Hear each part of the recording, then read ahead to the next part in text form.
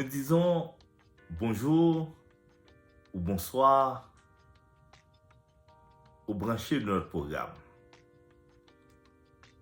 Dépendamment du moment que vous écoutez ce programme, je vous dis bonjour ou bonsoir. À ceux et celles qui regardent ce programme, je voudrais faire le point aujourd'hui. Un point pour expliquer de quoi s'agit-il cette plateforme.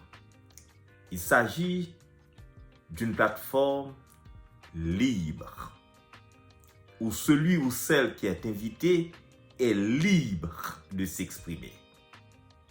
Nous croyons à la divergence. Nous croyons à la différence. Nous croyons même à l'idée chaotique. Évidemment, il est important que l'on soit capable de se documenter, de justifier son point de vue. Si vous aviez une question et vous avez suffisamment de patience pour suivre dans l'intégralité chacun de notre programme, à la fin du programme, nous annonçons notre invité. Faites-nous part de vos questions sur notre adresse électronique bernierfr@yahoo.com. Faites-nous part de vos questions et de vos suggestions. Aujourd'hui, à notre conversation, nous avons le poète, écrivain, essayiste Rodney Saint-Éloi pour nous parler des éditions. Un sujet atypique dans le milieu haïtien. Je l'appelle atypique dans la mesure où nous avons produit tant d'ouvrages, nous avons produit tant d'œuvres pendant environ 200 ans. Mais l'idée de l'édition demeure une idée assez anodine. Parce que dans le milieu haïtien ou en Haïti, nous n'avons pas d'édition fondamentalement. Une maison d'édition n'est pas une imprimerie. Une imprimerie est faite pour imprimer un ouvrage. L'imprimeur peut travailler avec l'édition, mais l'édition fait un travail total pour celui qui écrit. Aujourd'hui, il s'agirait de parler de Mémoires d'un crier. Mémoires d'un crier est une édition qui existe depuis 2003 au Québec. L'écrivain, le poète Rodney Saint-Éloi est le fondateur. Évidemment, avant Mémoires d'un crier, Rodney Saint-Éloi avait déjà mis sur pied une autre maison d'édition à Port-au-Prince, les éditions Mémoires. Arrivé au Québec, il a mis sur pied une autre édition, cette fois sous le nom Mémoires d'un crier. Nous avons un énorme plaisir de faire ce petit voyage de New Jersey à Québec pour le visiter et surtout pour lui parler, afin qu'il nous parle, afin qu'il nous explique les défis, les engagements de Mémoires d'un crier qui a survécu pendant 20 ans jusque-là et qui pratiquement a déjà publié plus de 400 titres, a déjà décroché plus de 50 prix littéraires, qui compte plus de 200 auteurs et autrices. Rodney Saint-Éloi lui-même a commencé à publier ses ouvrages en 1989 avec un premier recueil de poèmes qui a pour titre Graffiti pour l'aurore. Il a enchaîné avec d'autres livres et le dernier en date est le livre qu'il a écrit en collaboration avec l'écrivaine palestinienne Yara El-Gadban. Le livre a pour titre Les racistes n'ont jamais vu la mer. Je vous invite à regarder avec moi, à revivre cette conversation que j'ai eue avec Rodney Saint-Éloi ce matin.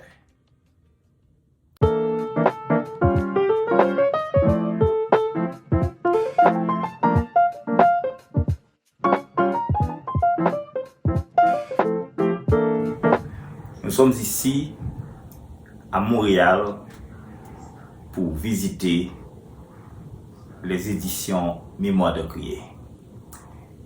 Mémoire de Crier est une maison d'édition fondée par le poète, l'écrivain et journaliste culturel Rodney Saint-Éloi. Mémoire de Crier a été fondée en 2003 avec un défi extraordinaire. Le défi de repenser l'édition au Québec. Après 20 ans d'existence, Mémoire de Crier a déjà publié plus de 200 auteurs et autrices en 33 langues. Plus de 400 titres sont sortis et 50 prix littéraires ont été décrochés. Nous avons le plaisir d'avoir avec nous cet après-midi Rodney Saint-Éloi pour nous parler de cette expérience d'édition. Rodney, plaisir de te rencontrer cet après-midi. Bonjour Franz. Quel a été le défi pour toi d'ouvrir Mémoire d'un Crier à Montréal? Mais est-ce que c'était un défi parce qu'en Haïti, il y avait les éditions Mémoire. Naturellement, quand je suis arrivé ici, donc je continue à faire ce que je faisais en Haïti, sauf que le public n'est pas le même, le contexte n'est pas le même et la vision non plus n'est pas la même. Éditer en Haïti, c'était un acte important, fondamental, et je dirais d'enracinement dans ma culture et d'ouverture de quelques fenêtres sur Haïti et avec les limites et les vulnérabilités du pays.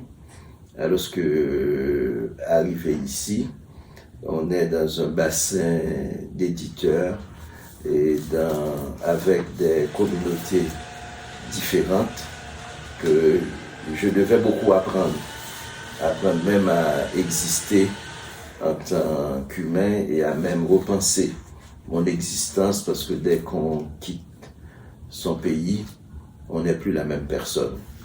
Donc je ne pouvais plus exercer le métier d'éditeur et d'écrivain comme je l'exerçais en Haïti.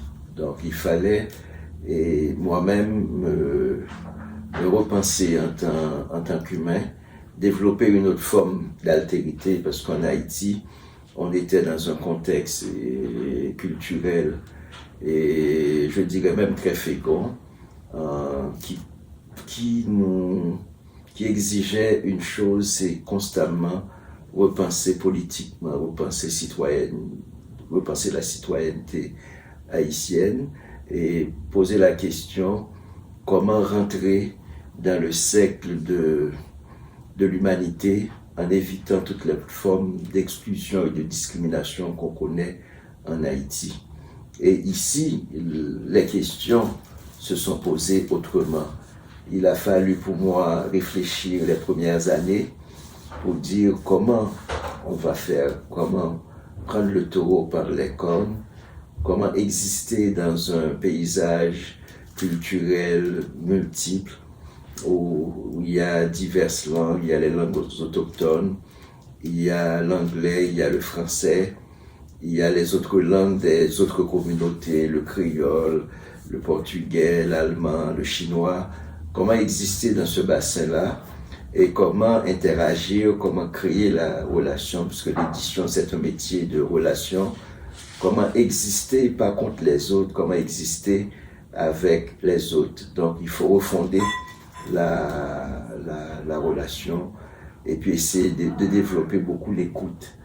Et puis j'étais arrivé ici et j'ai pensé ce qu'il fallait faire, c'est que pour moi, Port-au-Prince c'était un centre et l'idée de centre et de périphérie m'a beaucoup marqué parce que quand je suis arrivé ici, je me suis dit où est le centre? Je me suis posé la question du centre Et c'est peut-être ce qu'on a pu réaliser. Ah ben, mais le centre, c'est nous. Il n'y a pas de périphérie. Il n'y a pas de centre non plus. Le centre, c'est une construction de l'imaginaire. Donc on a dû repenser le centre en plaçant la maison d'édition Mémoire d'un Crier au centre des préoccupations culturelles québécoises. C'est-à-dire ne pas faire une maison d'édition qui assume l'exclusion, qui assume la tolérance, ne pas faire une maison d'édition noire, une maison d'édition blanche, une maison d'édition jaune ou bien arabe, mais faire une maison d'édition qui rassemble les continents et peut-être aller vers quelque chose de plus large, aller vers une identité beaucoup plus complexe. Et quelle a été la démarche matérielle pour arriver à cet objectif? La démarche matérielle, c'est d'abord éditer, c'est lire les livres. Éditer, c'est avoir une idée claire de la pensée qu'on va mettre en mouvement, puisque éditer, c'est mettre en mouvement une pensée.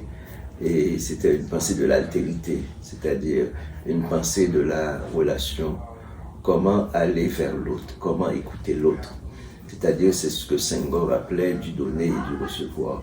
Qu'est-ce que moi-même je pouvais apporter au Québec et qu'est-ce que le Québec pouvait amener à moi. Donc, et ceci, c'est en devenant, parce que là, les premiers livres qui ont été publiés, si l'on considère l'anthologie de la littérature haïtienne, de la poésie de 1901 à 2001, ce qui pour moi a été un projet ambitieux et prétentieux à la fois, de mettre ensemble la poésie haïtienne pour un siècle dans un seul livre, quand on considère que notre littérature a commencé si longtemps, et la poésie haïtienne depuis le début du 19e siècle. Il y a eu des écrivains qui produisaient des textes, et ensuite la fin du 19e siècle pour entrer dans la génération de la Ronde et de l'école des griots à Haïti littéraire. Comment as-tu pu penser dès le début de la fondation de l'édition de produire une anthologie de poésie de 1901 à 2001? Mais ce projet-là est assez particulier. C'est un projet qu'on a monté en Haïti et l'idée au départ, c'était d'associer les éditions Mémoire en Haïti avec les éditions Mémoire d'un Crier. Et c'est un projet qui est parti des éditions Mémoire, ce projet d'anthologie avec Georges Casteraille, avec Claude Piègle, avec Lionel Trouillot. Et Georges Casteraille et moi, nous avons initié ce projet et comme tu le dis si bien, c'est un projet très vaste, c'est un inventaire. Et comment inventorier en fait toutes ces périodes littéraires-là. Et c'était très très difficile. Et on a réparti la tâche et entre ces 4 directeurs de ce collectif. Et entre nous, on a fait le travail. L'idée, c'était d'offrir en fait un corpus beaucoup plus large et pour mettre en place un regard global sur Haïti et sa poésie. Je pense que Haïti, c'est l'un des rares lieux, l'un des rares espaces littéraires où la poésie est un genre vraiment majeur. Et même la poésie contemporaine, c'est-à-dire que c'est pas le roman. Et si on voit bien le parcours littéraire haïtienne, on voit que le commencement de la littérature haïtienne, c'est la poésie, et on voit le fond, on voit comment ça se renouvelle par la poésie, et le roman, comme genre comprétant majeur, le roman, c'est pratiquement comme une dérivation de la poésie si on considère la littérature haïtienne, et la plupart des grands écrivains qu'on connaît en Haïti, c'est de la poésie. Et comment l'ouvrage lui-même a été accueilli? La réception était très très bonne parce que les gens connaissaient peut-être 3-4 poètes en Haïti Et là, les gens découvraient, parce qu'en Haïti, et l'exclusion est telle qu'on peut dire, bon, en Haïti, il n'y a que moi qui suis le poète. C'est comme ça qu'on réfléchit en Haïti. Et ça nous a calmé, le fait de voir. Parce que comme on travaille sur l'altérité, ça me fait plaisir de voir qu'il y a tellement de diversité, même au sein de la poésie. Et on a intégré aussi la poésie créole parce qu'on ne pouvait pas faire une démarche comme ça en excluant la poésie créole. Donc il y a un certain nombre de voix que moi-même, que j'ai redécouvertes ou bien que j'ai découvertes, et je pense que c'était un inventaire, et cet inventaire a permis une exploration nouvelle. Et une exploration nouvelle parce que le champ est très large et c'est un pays où les choix sont souvent élitaires. C'est-à-dire que s'il y a une anthologie, et c'est pourquoi c'est très très difficile de faire une anthologie comme ça, parce qu'il faut aller au-delà de nos propres préjugés poétiques, de nos propres préjugés esthétiques pour ouvrir le cadre. Et ouvrir le cadre, c'est pour moi ce qui manque le plus dans la perception haïtienne, c'est-à-dire que ce qu'on est en train de faire est toujours ce qu'il y a de mieux dans notre conception. Alors qu'on met des corpus souvent différents et qui sont en dialogue, et que je vois pas en fait que ce soit au niveau des siècles, je vois pas qu'est-ce que un poète comme Georges Casterat a à voir avec un poète comme Oswald Durand. Mais si vous cherchez au fond, vous allez voir que tout ce qui a précédé Georges Casterat, c'était Oswald Durand. Donc c'est ça qui est peut-être important de voir. Donc quand vous les regardez, vous dites c'est très très différent. Quand vous lisez René Despès, vous lisez Léon Lalo, vous lisez Émile Roumer, vous lisez en fait les grands noms de la poésie haïtienne, et puis vous voyez qu'il y avait vraiment un ensemble d'impensés aussi, un ensemble de noms qui n'ont jamais été cités. C'est pas parce que ces poètes n'étaient pas des poètes majeurs, c'est simplement des oublis.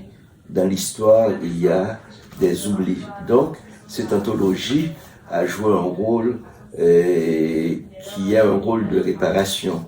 Donc, réparation en rendant visible un certain nombre d'angles morts. Ça, je le comprends, mais j'ai comme l'impression que ça a toujours été vrai au Québec, par exemple.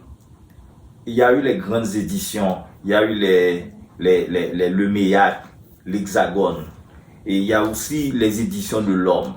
Toutes ces éditions au Québec étaient vouées à ce que l'on appelle une certaine redéfinition de l'identité culturelle. Est-ce que le travail de mémoire d'un crier n'est pas le même que ces éditions-là? Ou encore, comment toi tu as vu? L'inscription des maisons d'édition d'ici, c'est une inscription beaucoup plus dans l'identité québécoise, c'est-à-dire politiquement une identité qui va vers la souveraineté du Québec, construire un Québec et souverain. Et les poètes de la Révolution tranquille, là je parle de la poésie, on voit cette contemporanéité de cette poésie-là. Les grands poètes de la Révolution tranquille ont tous posé la question. Donc, Gaston Miron avec l'Homme, Raphaël, donc une espèce de démonstration du Québec comme une zone de fragilité dans un bassin anglophone, et qui soit par rapport au Canada, soit par rapport aux États-Unis. Donc c'est une littérature qui a traduit un malaise qui est très très systématisé dans L'Homme rapaillé de Gaston Miron. Et nous on a été plus loin, parce que quand on prend Haïti littéraire, ça fait 1960.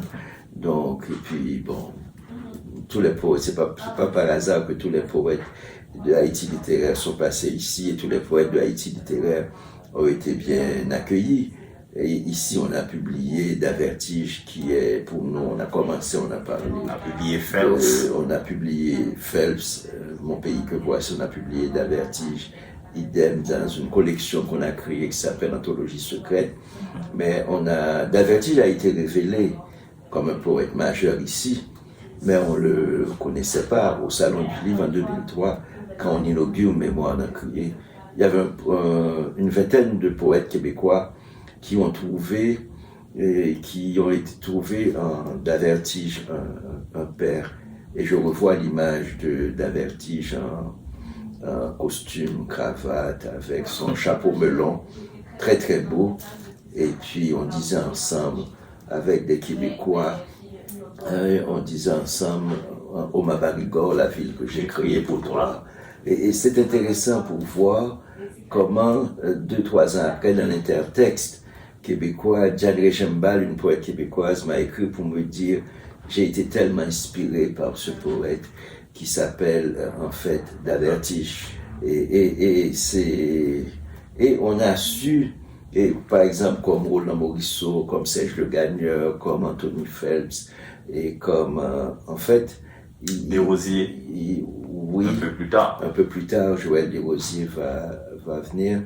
Donc, il y a eu tout un nouveau regard à partir de ce livre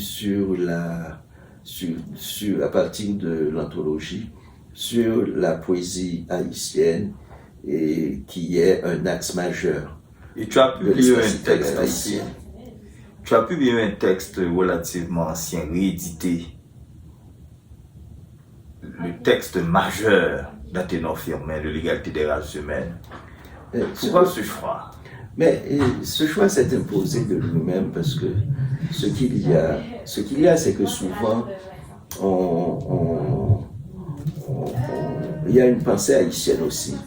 Et comme on vit en Amérique du Nord, on est happé par la question du racisme. On ne peut pas faire l'économie de la question du racisme. Et c'est important de montrer aussi que Haïti a apporté la première réponse de l'inégalité des races humaines de Gobineau, et que la question de la pensée essayistique a toujours motivé les Haïtiens, et il y a même une mission, je dirais même une pragmatique intellectuelle chez l'Haïtien qui est de penser qui est de penser la condition noire. En fait, bien avant, je dirais bien avant Black Lives Matter, peut-être que on pourrait même revendiquer la primauté que Haïti a initiée, et la pensée sur la condition noire. Sur la condition des noirs. Et c'est pas sans raison que Aimé Césaire disait Haïti, le pays où la négritude se mit debout pour la première fois et dit qu'elle croyait à son humanité. Et je pense que c'est vrai parce que l'un des livres qui m'a beaucoup, c'est le titre du livre qui m'a beaucoup intéressé, c'est Hannibal Price qui disait de la réhabilitation de la race noire par la République d'Haïti. Donc déjà l'idée républicaine par la République d'Haïti, mais la réhabilitation de la race noire. C'est-à-dire la dignité humaine et la dignité noire a toujours été une préoccupation de la pensée haïtienne et une mission, un programme donc à décliner par les intellectuels haïtiens. Et quand on regarde ça, on va voir ça jusqu'à Jean-Claude Charles qui a écrit un texte pour moi majeur qui s'appelle Le Code Noir, qu'on a réédité ici. C'est pour, d'un point de vue idéologique. J'allais justement te demander. En fait, tu peux continuer. D'un point de vue idéologique, c'est pour montrer que, en fait, pour peut-être illustrer ce que le grand poète palestinien Mahmoud Daoud disait, aucun peuple n'est plus petit que son poème, et que quand le discours sur Haïti a toujours été un discours minoré, quand on parle d'Haïti, on parle souvent des réfugiés. C'est vrai que ces réfugiés existent, on parle de la vulnérabilité de la situation haïtienne, on parle de la volatilité, on parle de l'enfer haïtien, Mais on a oublié que ce pays a produit une pensée. Et ce pays qui est incapable de créer le vivre ensemble, ce pays, dès le 19e siècle, a mis en place une pensée et une pensée en mouvement. Donc reprendre ces textes-là, et c'est montrer, c'est rétablir la présence Haïti. Non pas, c'est vrai qu'il y a des séismes au quotidien en Haïti, c'est vrai qu'il y a des ouragans, c'est vrai qu'il y a la corruption, c'est vrai que le spectacle qu'offre Haïti au monde n'est pas un spectacle et que nous pouvons assumer, nous, que nous pouvons en fait défendre en tant qu'humains, mais ce qu'il faut dire, Haïti n'est pas réduit simplement à ça. Non. Haïti n'est pas réduit à la misère, Haïti n'est pas réduit à l'insécurité, Haïti n'est pas réduit à la faim. Haïti est un pays où il y a une pensée, où il y a des idées, où il y a une humanité, où il y a un humanisme. C'est ça. Ça, il faut le reconnaître. Ouais. Et donc, c'est ça, que ce soit au niveau de la peinture, de la musique, et je pense que c'est ce qu'on n'a pas su peut-être créer, et parce que la vision, il y a une cosmovision en Haïti. Haïti a dégagé une vision pour la planète. C'est comme s'il y avait une déconnexion entre les intellectuels haïtiens qui pensent l'espace haïtien, comme le fameux livre de Georges Anglade sur l'espace haïtien. C'est-à-dire que toutes les grandes lignes de force de la pensée pour construire une nation. Et là, je pense au texte « Quand la nation demande des comptes » de Thionnier, qui est un livre fondamental. Donc, et je pense en fait, Jean-Pierre par la langue, qui est une pensée, vraiment une pensée en mouvement. Ainsi par la langue, aujourd'hui, il y a aussi les ouvrages de Mesmer Gabriel. Absolument. Donc, on peut vraiment inventorier cette pensée haïtienne, réfléchir pour bâtir une nation réelle. Mais il y a une déconnexion entre la pensée qui est une pensée profondément politique, profondément citoyenne, et cette déconnexion entre les intellectuels et l'action politique. Est-ce que vous voyez? Donc, et c'est ça que c'est le grand dilemme. C'est le grand dilemme en Haïti. Mais en passant, tu n'as pas pensé à la déroute de certains intellectuels haïtiens? Mais ça, c'est Roger Gaël, la déroute de l'intelligence. Il y a une déroute, effectivement, il y a une déroute. Elle est permanente. Une dérive permanente. C'est pas aujourd'hui la déroute commence. On peut voir en pointant tel ministre, en pointant tel... Mais ça va pas du tout changer les choses, puisque ça a toujours été ainsi. Parce que je pense que les intellectuels haïtiens, que ce soit Jacques Roumain, ont toujours assumé un rôle d'avant-gardiste et qui les mettent sur la place publique. Et on a pu voir un certain nombre d'erreurs politiques dans la dérivation politicienne, que ce soit hier avec Lionel Trouillot, aujourd'hui avec Émile Prophète. Donc on se sent toujours, on sent que l'intelligence est menacée en Haïti. Et l'intelligence est menacée, c'est-à-dire que... C'est à juste titre. Oui, et c'est à juste titre parce que je pense que la fragilité de la vie fait en sorte que la politique est toujours là pour faire dériver toute forme de pensée. Donc il y a une tentative qu'il faut peut-être tenter de penser comment la corruption de l'imaginaire, comment même l'imaginaire est corrompu. C'est pas les êtres qui sont corrompus, c'est l'imaginaire même, c'est-à-dire la manière d'être au monde, la manière de regarder le monde, la manière de se projeter, et comme on est face à la survie, et les choix ont plutôt rapport à la survie qu'au collectif. C'est pas le vivre ensemble qui... C'est pas une façon de dédouaner certains intellectuels qui font des choix terribles, en s'associant. C'est pas mon rôle ni d'assumer ni de dédouaner les intellectuels. C'est pas mon rôle. Et je trouve que c'est une répétition dans l'histoire haïtienne que ce soit avec en fait tous les intellectuels, Léon Lalo, etc. Tous les intellectuels se sont frottés au pouvoir et à leurs dépens. Et on n'a pas tiré leçon de ça. Je pense qu'il y a une dégradation même de l'intelligence dans ces choix-là, dans ces choix politiques. Et ce sont des choix politiques qui sont simplement des choix individuels. C'est pas des choix vraiment, en fait, politiques. Et c'est pourquoi c'est très difficile de dire qui a raison, qui a tort. Parce que c'est pas, la question ne se pose pas comme ça. C'est une question que je crois systémique. On peut vouloir faire la chasse aux sorciers ou bien la chasse aux sorcières. Ça va pas résoudre le problème parce que dans tous les gouvernements haïtiens, on a vu comment le pouvoir, comment le politique aliène l'intelligence. Donc, mais il faut qu'il y ait un dépassement. Il faut qu'il y ait un dépassement de tout cela. On ne peut pas l'accepter parce que là, c'est une continuité. Il faut des actions. L'intellectuel a un autre rôle. On a un discours social qui peut-être ne permet pas ce dépassement dont vous parlez. Quand vous avez un pays qui a un seul journal qui s'appelle Le Nouvelliste, quand vous lisez Le Nouvelliste, et puis vous dites, si c'est ça qui circule comme discours social dans le pays, on ne peut pas avoir de dépassement. Puisque si depuis plus de 100 ans, on répète ce même discours-là, eh bien, on est face à une impasse. L'impasse, c'est c'est qu'est-ce qui se dit? Quelle est la conversation qu'on engage? Est-ce que cette conversation peut déboucher sur une vision, entre guillemets, démocratique, une vision de respect de l'autre, une vision d'altérité? Non, tout est fait dans un cadre, c'est pas dans un cadre de pensée que c'est fait, c'est dans la débrouille.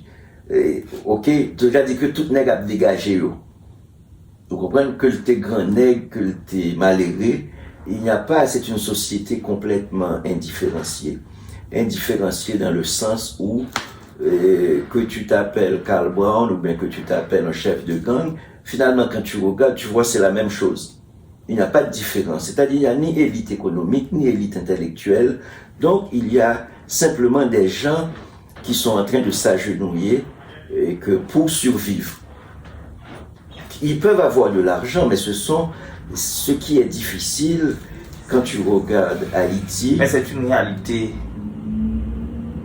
qu'on a beaucoup chamaillé, une réalité à laquelle on fait face depuis plus de 2 siècles. Il faut en sortir. À ton avis, comment en sortir? Mais on est dans une situation assez carnavalesque. C'est-à-dire que je pense il faut qu'il y ait une vision. S'il n'y a pas de vision, si on ne peut pas dégager une vision, c'est-à-dire que aller vers un ensemble d'espaces culturels et renouveler ces espaces culturels, et je pense que les projets de bibliothèque de la Focale, c'est un projet immense, mais je ne sais pas aujourd'hui, nous sommes loin de tout ça, Franz.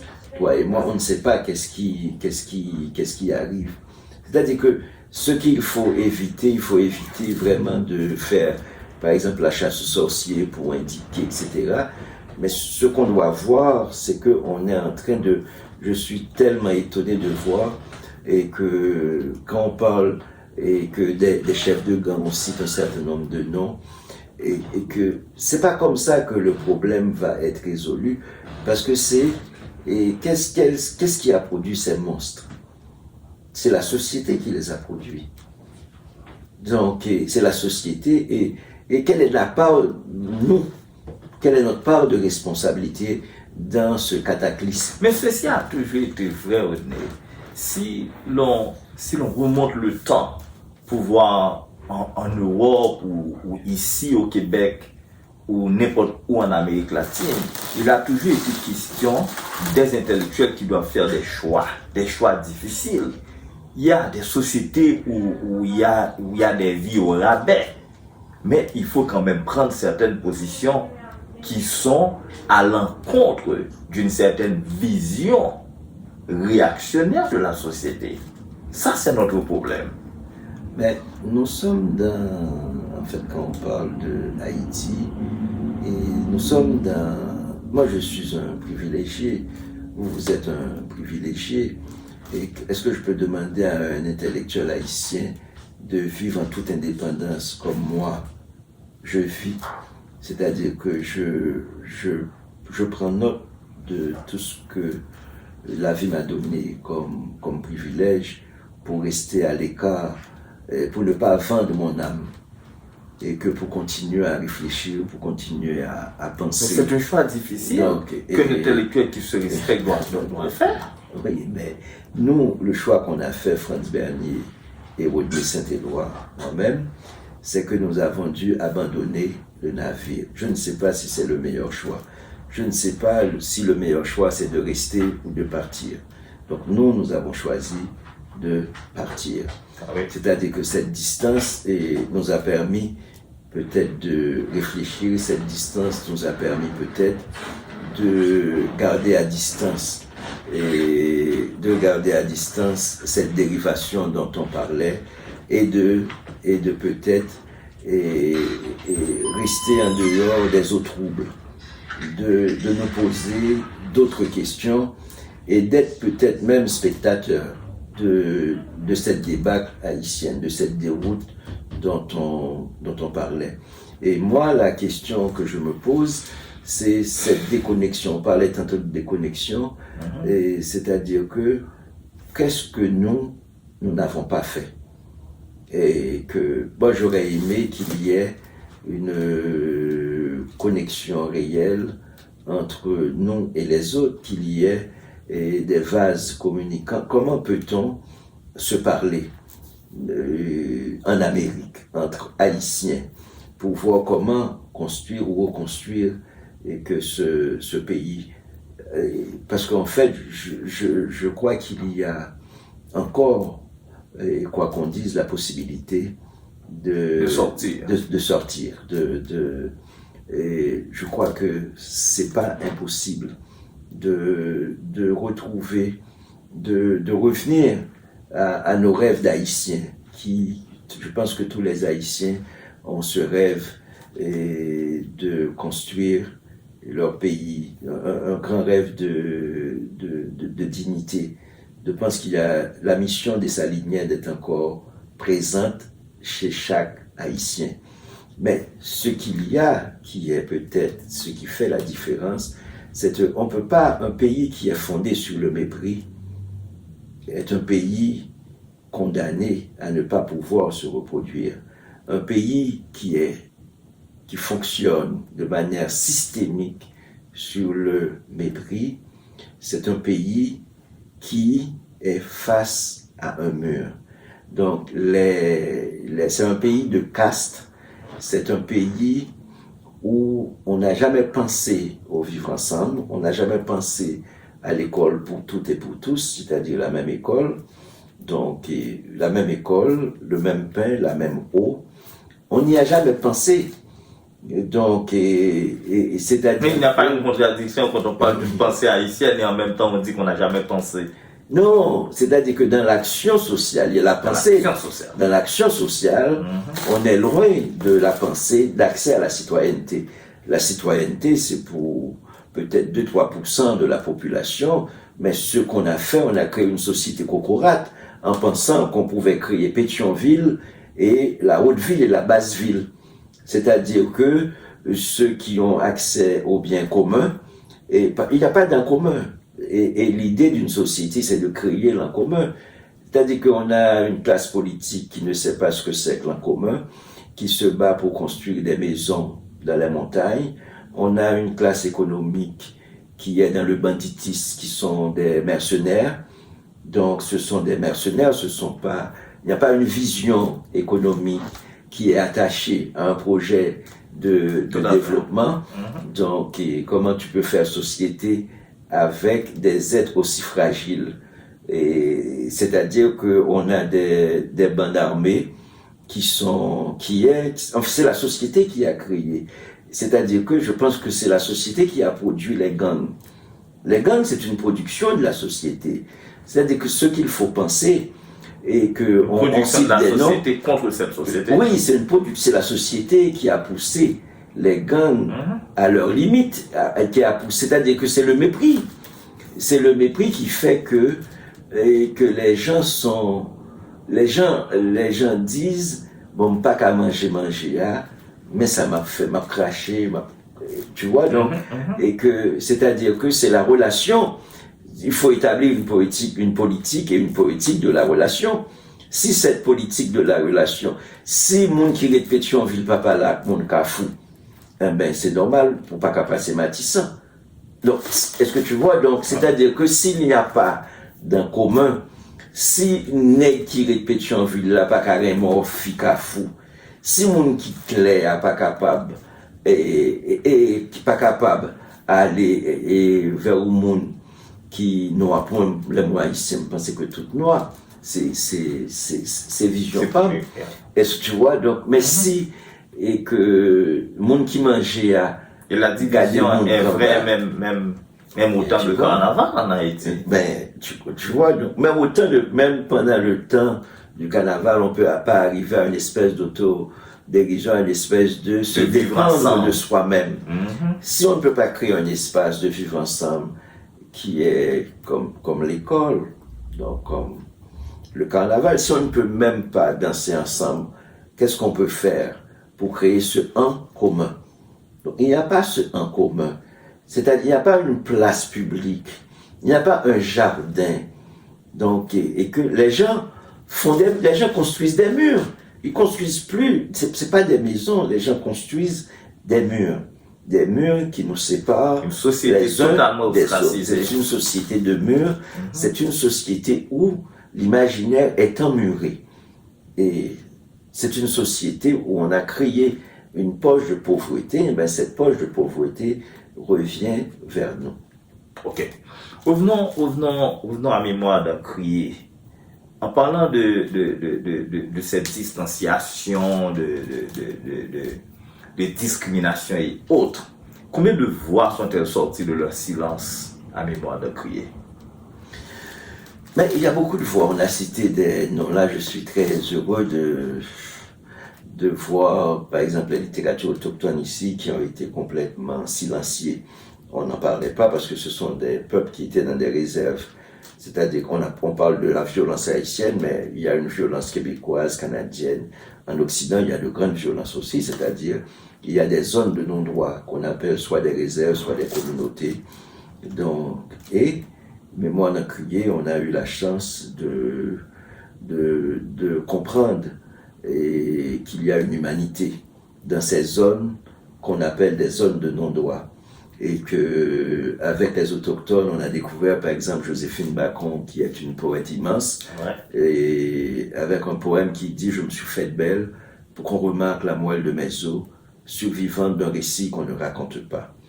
Et pour moi, ça a été comme une espèce de programme survivante d'un récit qu'on ne raconte pas. Parce qu'il y a tellement de récits dans le monde qu'on ne raconte pas, et la littérature est faite pour nous déplacer dans l'espace, dans le temps et dans nos propres imaginaires, dans nos propres visions. Et ça m'a fait rejoindre Haïti, parce qu'il y a tellement de récits qui n'ont pas été racontés ou bien qui n'ont pas été écoutés. Donc, peut-on parler de pari de la diversité en ce sens pour toi? Il y a un pari d'humanité qu'on a exclu. Il y a un pari contre l'exclusion, contre le racisme, contre toutes les formes de discrimination. Il y a un pari pour une citoyenneté ouverte. Ce que je fais ici, c'est ce dont je rêvais de faire en Haïti, c'est-à-dire pour ne pas avoir une langue ou deux pour les élites et aller vers, en fait, amener la littérature, pas simplement pour qu'ils consomment à las caoubas, vraiment dans les lieux qu'on dit les plus reculés de n'importe quel village le pays dans le sud d'Haïti. Donc, casser la question du pays en dehors, casser la question de l'autorité du centre par rapport à la périphérie, de l'autorité de 10 intellectuels qui ont pris le pays en otage en disant que c'est nous, la voix, des sans-voix. C'est casser ça, c'est-à-dire que, et quand Joséphine est devenue peut-être une poète majeure de l'histoire littéraire du Québec. Et Joséphine Bacon, et ses mémoires n'ont crié. Donc il y a Naomi Fontaine que l'on publie ici, qui est une autrice fondamentale et qui est l'une des grandes romancières inouïes qui compte beaucoup pour le monde avec des titres comme Kwesipan, qui a fait l'objet d'un film aussi, Kwesipan, et Joséphine Bacon, il y a un film de Joséphine Bacon. Et qu'est-ce que c'est Kwesipan?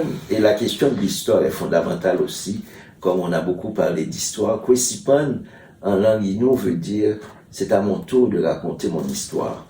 Parce qu'on n'a pas la maîtrise de notre histoire. C'est intéressant, vous voyez comment en Haïti, on a maîtrisé notre histoire. Tout Haïtien se frappe l'estomac en disant « pays des salines », etc. On a tellement de statues pour voir, en fait, les héros de l'indépendance. Mais ici, donc, ça n'existe pratiquement pas. Mais il y a il y a un surinvestissement de l'histoire en Haïti. Et ici, il y a une quête d'histoire. Et c'est ça qui est peut-être fondamental quand on dit pourquoi Mémoire d'un crié reprend ces livres-là. C'est important de voir comment faire cette reconnexion entre les peuples autochtones et Haïti. Puisque au départ d'Haïti, c'est un pays construit sur une mémoire taïnos, c'est un pays, en fait, si on prend toute la préhistoire haïtienne, c'est taïnos.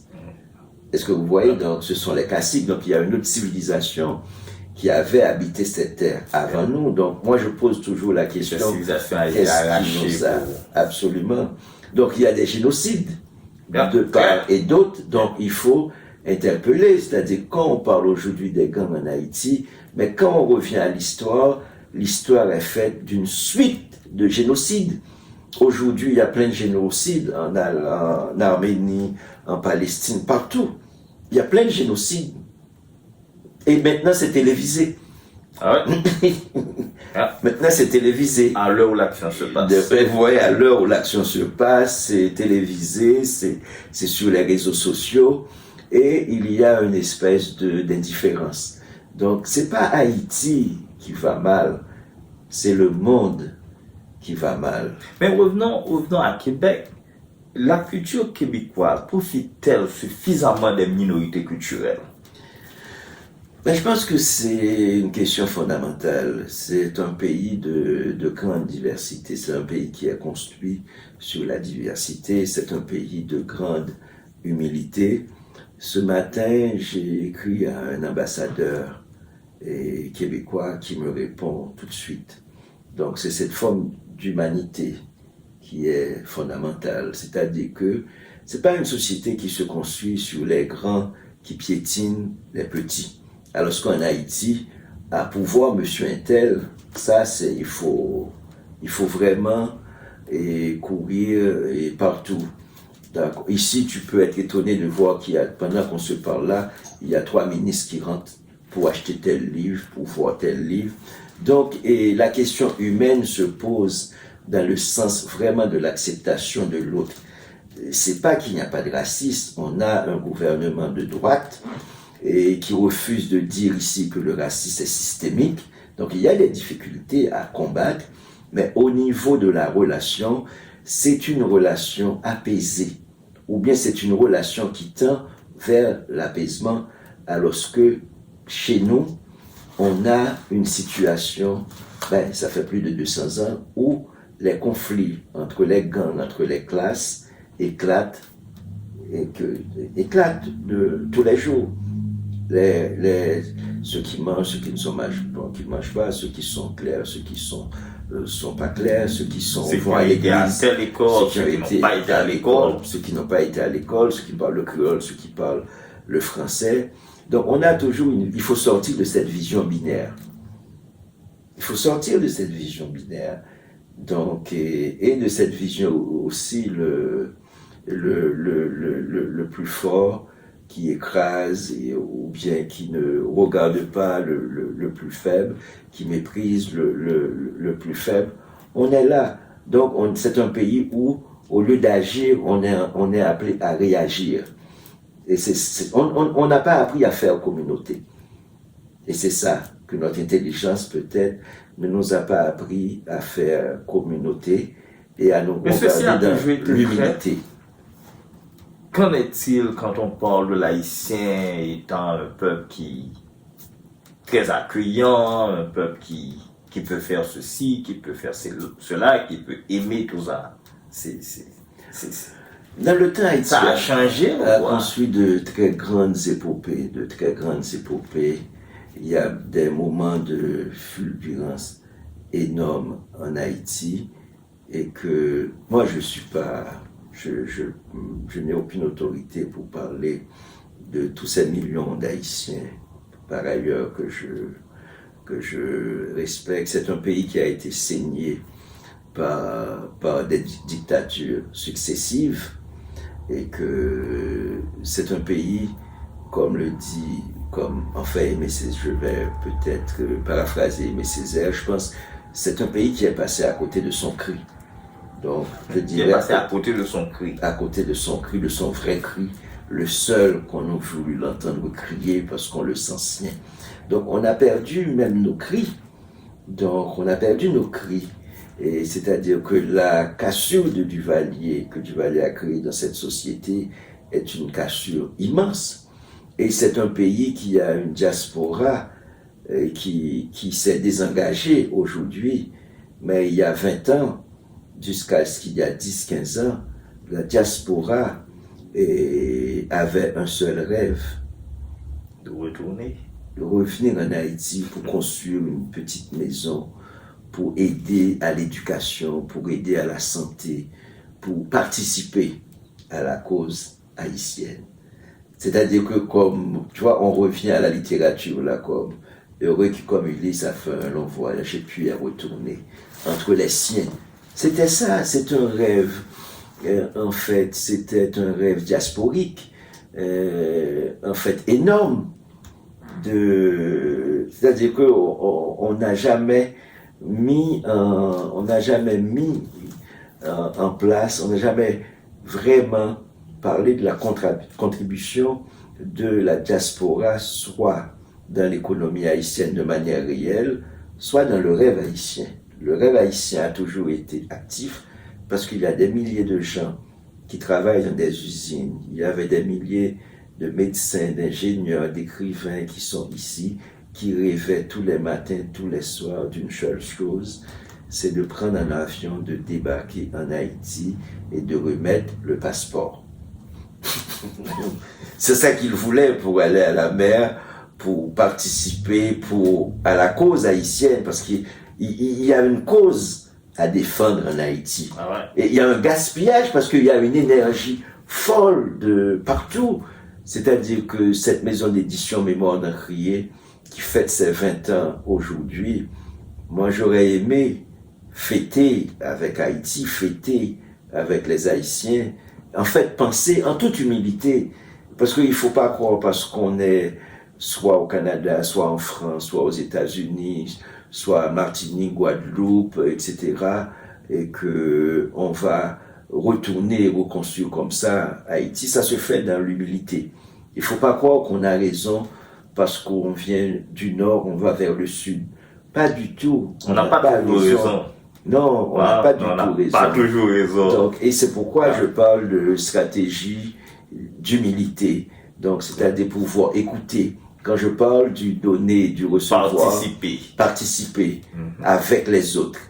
C'est-à-dire participer avec les autres, c'est pas... dans le vrai sens de la communauté aussi. C'est créer l'en commun, c'est-à-dire venir et que voir comment, et aller à Cavaillon pour moi, comment participer, écouter, voir qu'est-ce qu'on peut échanger, aller dans le donner, le recevoir, parce que Cavaillon m'a beaucoup donné, et Port-au-Prince m'a beaucoup donné, et que, etc. Voilà ce qu'on appelle, est-ce qu'un pays peut tolérer et que ce qu'on appelle les bidonvilles. C'est une honte pour nous.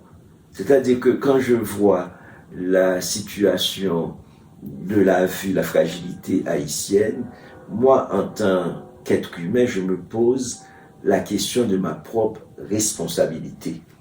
Et je pense que cette question doit peut-être interpeller tout Haïtien, toute Haïtienne en disant qu'est-ce que nous, on n'a pas fait pour arriver là, à assumer de manière collective cette injustice collective, d'assumer de manière collective cette violence collective. C'est trop facile de dire que c'est le Premier ministre, dont je ne connais pas le nom, c'est Ariel Henry, c'est comme ça qu'il s'appelle, bon.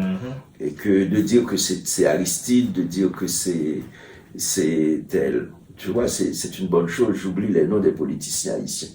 C'est une bonne chose de les oublier. C'est une très bonne chose, là.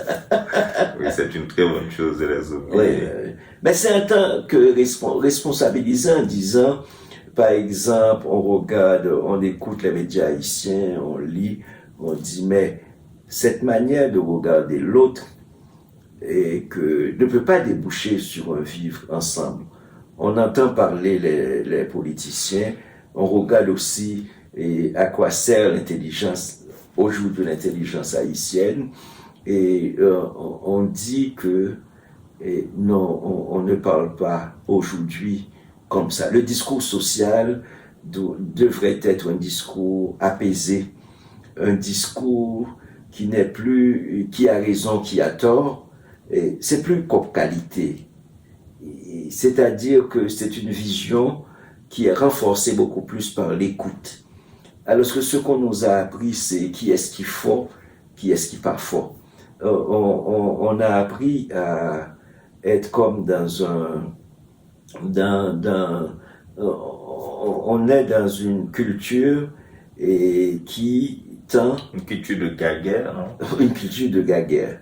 Et que, tu vois, donc, il y a un qui doit gagner et un autre qui doit perdre absolument. Absolument. Donc, c'est-à-dire que, et pour vivre ensemble, il faut rompre avec cette vision. Et que mon cher saute à terre, à monter. Non, il faut peut-être pas monter, il faut peut-être être avec les autres. Et comment? C'est ça qu'on n'a pas su développer. C'est-à-dire que nous, on a échappé à cette misère populaire. Ok, on a échappé. Et quel est le prix, en fait, à payer? Et que peut-être que nous, on n'a pas su payer le prix. Donc c'est cette conscience collective-là qu'on doit appeler comment faire communauté. Et c'est ça, comment ne pas être en train d'enseigner à Cavaillon, comment ne pas être en train, c'est-à-dire mon utilité publique. C'est-à-dire comment ne pas nous interpeller, chaque Haïtien, quels que soient nos moyens, quelle que soit notre intelligence, comment faire communauté. Comment être happé par la place publique.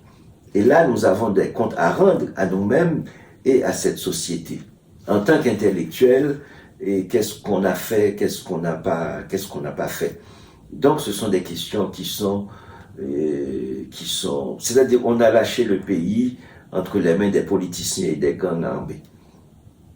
Donc, comment on n'a pas pu résister?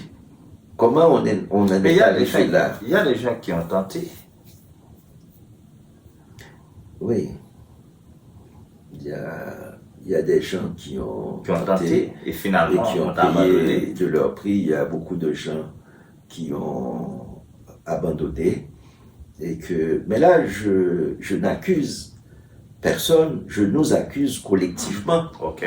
Je nous accuse collectivement. Et sur le temps, dès le 19e siècle, c'est-à-dire dès qu'on accepte qu'il y a deux types d'écoles en Haïti, une école pour former des élites, et parce qu'en face des sœurs de Sainte-Rose de Lima, qui était une école une école qui formait des élites, plutôt en fait de couleur, donc de couleur plutôt en fait claire.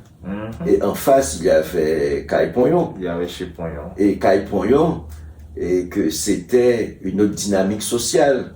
C'est-à-dire que vous avez deux écoles qui sont l'une face à l'autre, et puis un gars de chez Pognon ne peut pas traverser de l'autre côté de la rue. Même courtiser une jeune fille. Oui, pour regarder une jeune fille. C'est-à-dire que c'est-à-dire qu'il y a trop de barrières pour revenir. C'est Roger d'Orsainville qui a écrit dans les années 40 un fameux texte qui s'appelle Barrière. Barrière. Et quand il y a barrière en 40, quand en 2018, 2020, 2015, 2016, les gangs commencent à pousser, mais depuis les années 40, la question a été posée. Qu'est-ce que vous faites? On défonce les barrières. C'est ça la question de Roger d'Orsainville dans Barrière, cette pièce de théâtre. C'était ça, dès le départ. C'est qu'on n'a pas su tenir compte de ça. On n'a pas su dire et comment, en fait, comment construire une société à partir de barrières. On a fondé une société de barrières, maintenant les barrières éclatent. C'est aussi simple. On a pensé que les gendarmes auraient pu l'armée, on a créé des structures de répression, mais par rapport à la poussée populaire contre ces barrières et de ces barrières, eh bien, les barrières ont elles-mêmes éclaté. Donc, et même les barrières ont servi en fait, de distanciation entre les classes populaires et les élites. Maintenant, ça n'existe plus. Tout le monde joigne, comme on dit en créole. Donc, c'est-à-dire qu'on se fermait les yeux quand ça se passait à Cité Soleil, et aujourd'hui, on en parle beaucoup parce que ça se passe à la boule. Ah. Donc, ça se passe à Thomasin. Ça se passe à Thomasin. Donc, ça se passe à Pellerin. Mais on n'a jamais pensé à une société. Une société, on ne peut pas créer des zones de non-droit et des zones pour créer des zones qu'on pense qu'on allait pouvoir vivre dans certains quartiers. Et quand on a vu que la gangrène s'est popularisée, et puis on est étonné. Mais depuis que Roger d'Orsainville, et bien avant Roger d'Orsainville, ces questions se sont déjà posées. Le problème a été posé par Léon Lalo, par exemple, dans Le Choc. Oui, dans Le Choc, la question a été posée. Même quand on arrive aux 10 hommes noirs d'Edzervillers, quand on remonte, donc ces hommes noirs qui se sont suicidés. Vous voyez, donc c'est-à-dire que, est-ce qu'on assume le suicide collectif? On est là. Donc c'était prédéterminé. Si on lit vraiment la littérature haïtienne, c'est-à-dire que les questions ont été déjà posées.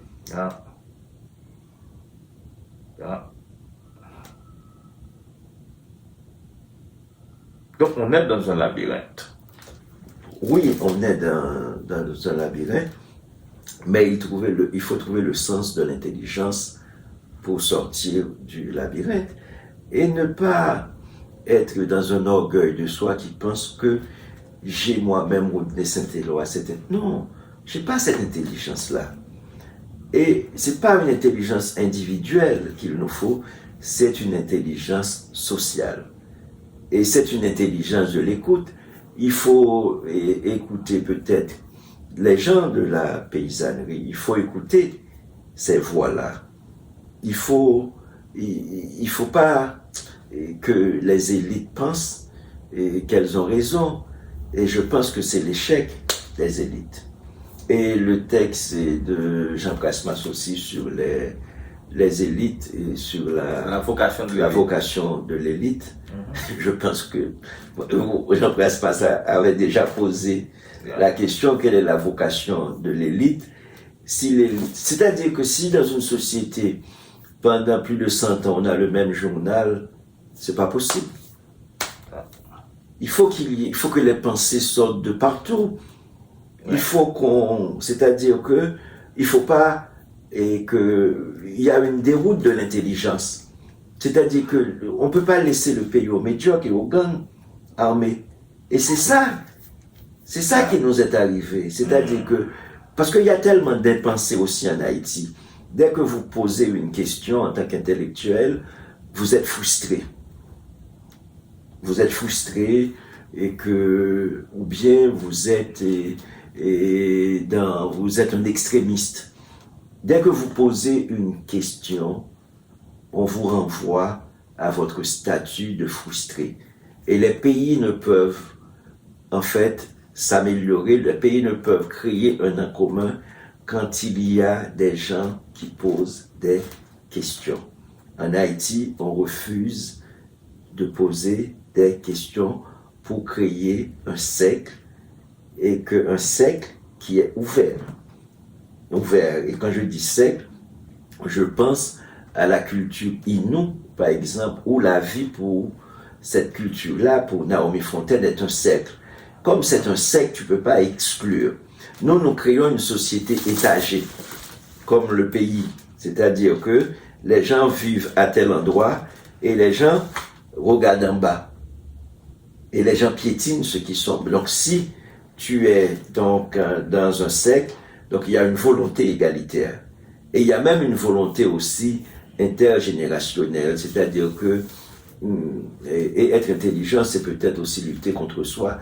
Le négladou, me finit pas aller, oui, fait jolou. C'est une question d'autorité, c'est une question de macoute, c'est une société qui est fondée sur de fausses prémices, c'est-à-dire que, et sur des prémices d'autorité, et que, ou dit même des prémices d'autoritarisme. Oui, d'autoritarisme, je voulais pas être aller si loin, mais quand, par exemple, tu as des proverbes qui disent, ben, il y a tellement de choses à revisiter, quand il y a des proverbes qui disent petit fils c'est gaz, petit garçon c'est allumette, donc c'est un problème. Et pendant qu'on pose des questions de gens aujourd'hui dans toutes nos sociétés, quand tu es dans une société où ce qui est enseigné dans les classes, c'est que le masculin l'emporte sur le féminin, on a un problème. Donc vous créez des sociétés, vous renforcez le patriarcat. C'est-à-dire vous devez revisiter même votre propre culture, voir les lieux des défaillances et avancer. Mais pour cela, qu'est-ce qu'il faut? Il faut de l'humilité. Mais si chaque Haïtien pense qu'il a raison, on ne peut pas avancer. Donc, on doit s'écouter. Et si on n'habite pas le même espace, dans la manière d'habiter le pays, l'espace haïtien, et on crée des espaces qui sont inhabitables, qui sont des enfers, et on voulait créer des petits paradis. Mais ça ne peut pas exister. Le malheur est collectif. Et le malheur va être collectivisé. C'est ce que les élites n'ont pas compris. Merci infiniment, Rodney. Donc, on va terminer cette conversation en te demandant justement quel est le prochain projet pour les éditions Mémoire. Les éditions Mémoire, c'est partout, c'est en France, c'est ici, au Québec, c'est peut-être sur des étagères aux États-Unis, en Belgique, en Martinique, à Guadeloupe et au Maroc, où tu as été récemment. Donc, quel est le prochain projet ou encore quels sont les prochains projets des éditions de Mémoire d'un crié? Non, on est très heureux de participer à cette conversation et que notre grande douleur, c'est Haïti, mon pays d'origine. J'aurais aimé que tout ce qu'on fait ici, qui a des résonances en Afrique, au Sénégal, surtout, que l'on puisse et même pas qu'on puisse retourner à la relation qu'on avait avec Haïti, que l'on puisse simplement être en lien. Et parce que quand on parle de déconnexion, je pense que c'est la douleur aujourd'hui de tout Haïtien, c'est de voir comment être dans une humanité pleine. C'est comme si on est dans une phase de déshumanisation telle que l'espace nous échappe, l'espace haïtien. C'est-à-dire, on ne peut même pas dire qu'on va aller en Haïti pour aller à la mer. On ne peut même pas dire qu'on va en Haïti passer les fêtes de Noël. On n'ose même pas dire qu'on va voir nos amis. On peut même plus enterrer nos morts pour dire on va rendre un dernier hommage. On peut même pas dire qu'on va se reposer. Donc, au niveau professionnel, tout va très très bien. Au niveau de relations, ce qui nous manque profondément, c'est de rendre à Haïti ce que Haïti nous a donné. T'a donné en tant qu'humain. France a donné à ta famille ce que Haïti m'a donné. Et je me sens, en fait, très orphelin. Je me sens orphelin et je me sens assez humble dans mon impuissance à être en contact avec Haïti. Et c'est ce que je voudrais pouvoir déployer, c'est-à-dire travailler avec les jeunes en les écoutant. En Haïti, il y a 10 ans, on a fait les rencontres québécoises en Haïti. On était avec une 50aine d'auteurs, de Québécois d'ici, et qu'on était en Haïti avec le ministre de la Culture, Makakoto. On était en Haïti. Et je viens d'ouvrir une conférence à Berlin sur Bois Caïman. Et que quand je suis rentré à l'hôtel le soir, j'ai pleuré. Et parce que ce qu'on a fait, Bois Caïman, on aurait pu faire ça en Haïti. Bois Caïman, à Berlin. On était à Berlin pour parler de Bois Caïman comme premier acte décolonial dans le monde. Et puis, je disais, mais j'aurais tellement aimé que cette conversation, où en fait, il y avait comme 300 personnes, il y avait le chef Paul, c'était la nourriture haïtienne. C'est-à-dire que Haïti, aujourd'hui, voilà que Haïti est capable de se reproduire, même à Berlin. Alors que ça, j'étais avec Mackenzie Orsel, j'étais avec, en fait, un certain nombre d'écrivains, et qui étaient un certain nombre de plasticiens, qui étaient en train de réfléchir sur Haïti, mais en dehors d'Haïti, et librement. Et ça a créé chez moi une certaine, c'est même pas nostalgie, c'est plus une certaine révolte, colère, une grande colère contre moi-même, contre le pays. C'est-à-dire que le pays qui a produit Bois Caïman n'est pas capable d'entendre un discours sur... D'entendre un discours. C'est ce pays qui a créé ce discours. Donc, ce pays est acculé à la survie à se défendre, en fait, heure après heure. Chaque citoyen, chaque citoyenne se défend contre l'insécurité. Et donc, il y a une dévastation.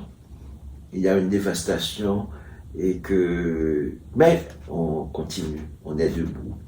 Et à Berlin, on était heureux aussi de voir que le nom d'Haïti continue à résonner dans tous les pôles du monde, malgré les politiques en Haïti. Donc, il y a partout des gens qui sont debout, en Haïti comme ailleurs, pour dire non à la bêtise haïtienne et pour non à l'indignité. Non à l'indignité et pour rester debout. Merci. Merci mon frère. Merci infiniment. Merci.